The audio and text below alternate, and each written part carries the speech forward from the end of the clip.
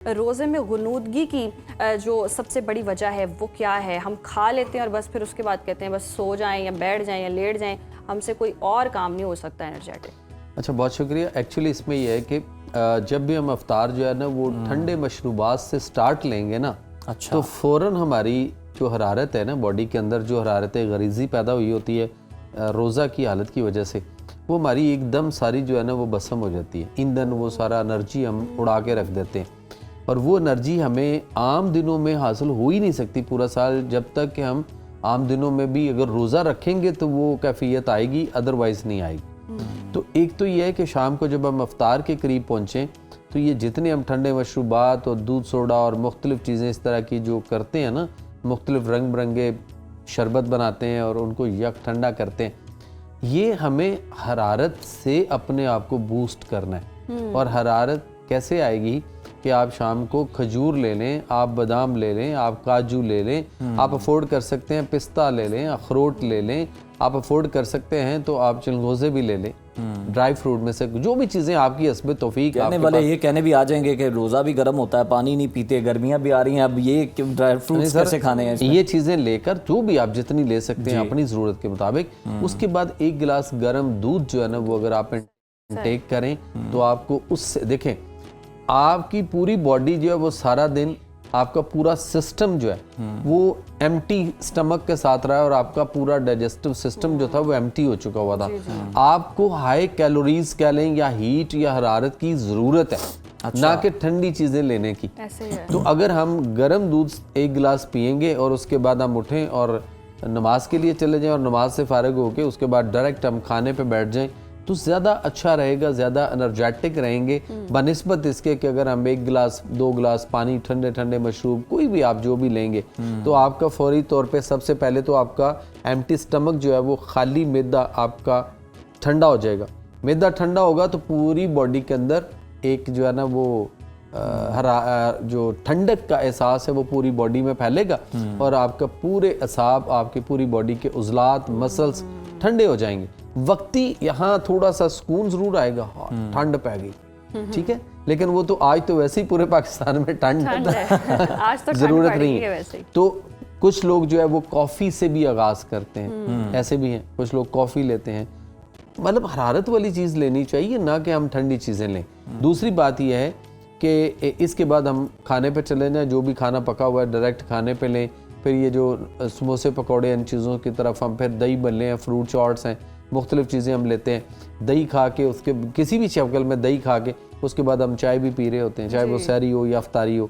तो इन चीज़ों को भी हमें देखना है कि कौन सी चीज़ किसके चीज़ के साथ क्या क्लैश कर रही है ना।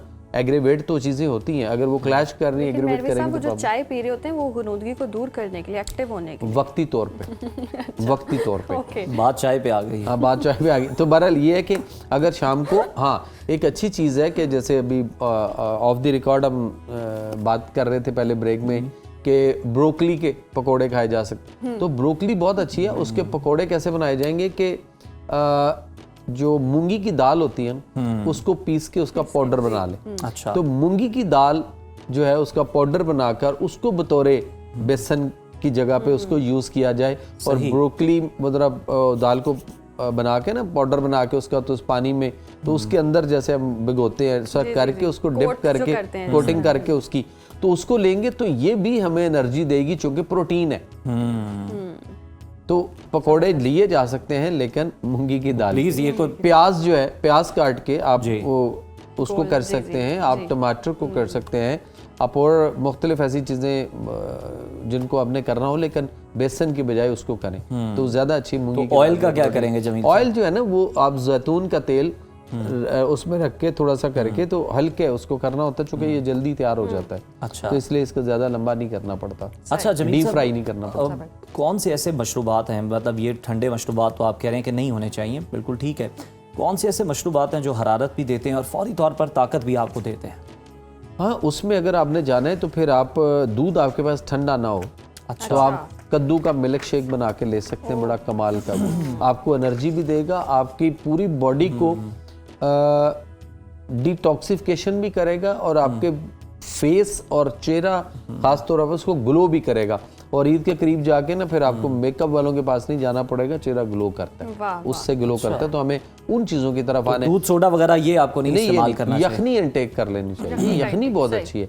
अब आज जैसे आज का मौसम जो है पूरे पाकिस्तान के अंदर, आज यखनी वाला मौसम है या दूध सोडे वाला, ये बताइए। नहीं, अब फिर मौसम का इंतजार करें, जिस दिन फिर दूध सोडे वाला मौसम हो तो फिर दूध में जब सोडा डालते हैं दूध फट गया होता है। ये हम उसको नहीं देख रहे ना, वो हम समझते मलाई आई है, वो मलाई नहीं आई होती, वो फट गया होता है। तो वो पॉइजन है, उसको तो कभी भी नहीं लेना चाहिए। अच्छा मेहरवी साहब, ये तो हो गई इफ्तारी की बात। सहरी में हम इस तरह की कौन सी गजाएं खाएं कि पूरा दिन एक्टिव भी रहें? सहरी में आप काले चने शोरबे वाले लोहरिये देख लेना, सफेद चनों के पीछे पूरी रात सफेद चने खाते हैं, या सुबह सहरी में भी हम चनों वालों को ढूंढते हैं, सारे करते हैं, हम दूसरे भी कर रहे हैं। तो उसकी बजाय काले चने जो है ना वो शोरबे वाले बने हुए, तो वो बहुत ज़्यादा अच्छे हैं। उसके अलावा आपके लिए गोश्त बहुत अच्छा है, शोरबे वाला बनाओ, मटन बकरे का गोश्त शोरबे वाला हो, देसी मुर्गी शोरबे वाली बनी हुई हो, या आप गोश्त और शिमला मिर्च जो है ये इकट्ठी बनी हो, तो ये सुबह सहरी के अंदर बहुत कमाल की चीज़ है, शोरबे वाली हो थोड़ी सी।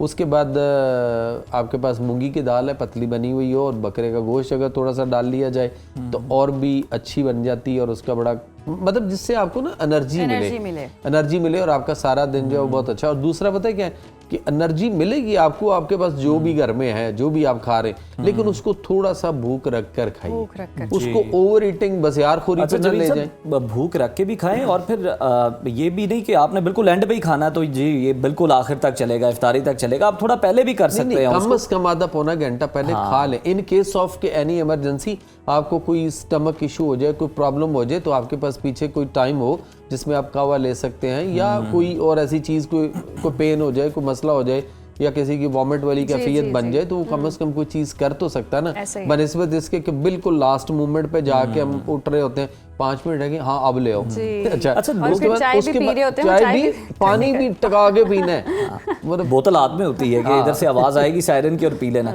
अच्छा लोग ये भी कहते हैं कि शुरू के जो रोज़े होते हैं उनमें बड़ी एनर्जी होती है, उनमें हम रख लेते हैं, रोज़ा फील भी नहीं होता, लेकिन जो हम तीसरे अशरे में दाखिल होते हैं या दूसरे अशरे का इख्तिताम हो रहा होता है तो रोज़ा ज़्यादा महसूस होना शुरू हो जाता है। इसकी क्या वजह? नहीं, उसकी ना दो चीज़ें हैं, नफ्सियाती तौर पे भी है, और दूसरा मॉरली हम उसको अगर देखते हैं ना, तो जब रमज़ान आ रहा होता है ना, तो उस वक्त हम उसकी अफादियत और उन चीज़ों को जज्बे के साथ ना उसको वेलकम कर रहे होते हैं। अच्छा। और जब जा रहा होता है ना, तो जिन लोगों ने तो प्रॉपर सलीके और तरीके के साथ रोज़ा की रूह तक की अफादियत को समझा होता है ना, वो तो आंसुओं के साथ रोने की कैफियत पे होते हैं। और जिन्होंने बसियारखोरी करके बहुत ज़्यादा खा के ओवर ईटिंग करके और अपने आप को मसाइल से दो चार किया होता है, तो फिर उनको रोज़ा लग भी रहा होता है, और वो वीकनेस, कमज़ोरी, लिथार्सी, डॉजीनेस, इस तरह की चीज़ें उनका मुकद्दर बनी होती है, क्योंकि उन्होंने बेताशा बेतुका खाया होता है, और इतनी सारी चीज़ें खाई होती हैं कि जितनी चीज़ें आपने एक दिन में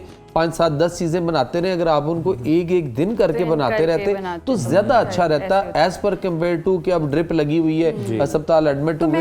यही वजह है कि हमारा वजन भी बढ़ जाता है, क्योंकि बहुत सारे लोग सोचते हैं रमज़ान में डाइट करके वजन को कम करने, आगे ईद आ रही है, फिर शादियाँ आती हैं, लोग उस प्लान को लेकर चल रहे होते हैं, लेकिन वो सब कुछ ऑपोजिट ही हो जाता है। वजन के फौरन बाद शादियाँ धड़ा नहीं, जिन्होंने अर्ली टेलर को कपड़े दिए, एग्जैक्टली, ये बड़ा मसला होता है, बाद में मसाइल होते हैं, उससे लड़ रहे होते हैं कि मेरे कपड़े जो थे वो मैंने साइज क्या दिया, तंग कैसे हो गए। तो वो खाया इतना होता है। हालांकि ये किफायत शारी का महीना है, और इसके अंदर किफायत शारी के साथ काम लेना है, सेहत के वाले से भी, जिस्मानी तौर पे भी और रूहानी तौर पे भी, ठीक है, दीन दुनिया के साथ भी और दीन आखिरत के साथ भी ना, दोनों तरफ से इसको देखना है। तो क्या हमने इन सारी चीज़ों को उस तरह से लेकर चले, ये देखना है, और इसका फैसला जो है ना वो आप सब ने खुद से अपना एहतसाब खुद करें कि हमने क्या किया।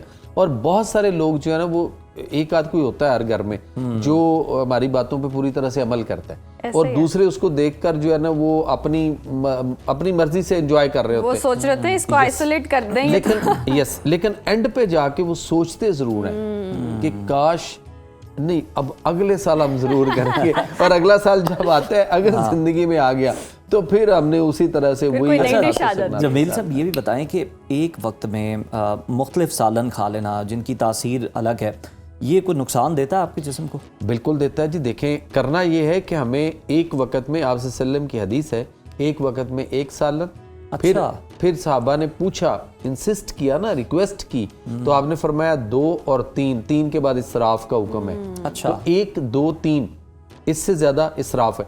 फिर आपने ये भी फरमाया कि ये भी देखिएगा कि ये एक से दूसरे के साथ तीसरा जो करेंगे, ये एक दूसरे के साथ एग्रीवेट या क्लैश ना करते हो, सही, इनके मिजाज क्लैश ना करते हो, ठीक है। उनको भी देखना है। तो यहाँ तो हम देख ही नहीं रहे कि हमने कौन सी चीज किसके साथ खानी है, नहीं खानी, क्या करना है। हम तो चावलों पर दही भी डाल के खाते हैं और बाद में चाय भी पीते हैं। हमसे भी ये देखते हैं दबा के खानी लेकिन है। जमील साहब फिर भी इंसानी फितरत भी है, इंसान को अब अल्लाह ने जुबान लगाई तो फिर है, बीमारियां जायके भी इसी चाहिए। चस्का चटकारा से है ना। चस्का चटकारा में लेट्स सपोज अगर किसी चीज की क्रेविंग होती तो क्वांटिटी शायद डिफाइन कर लें, क्योंकि मिडनाइट अब हमने इफ्तार किया, इफ्तार के बाद वो जो पूरा टाइम है ना 12 बजे तक, एक तो लोग टाइमली ऑब्वियसली नहीं सो पाते हैं, या सोशल मीडिया का दौर है, या किसी का काम है, कोई तफरी है, उस दौरान में कोई ना कोई क्रेविंग तो होगी।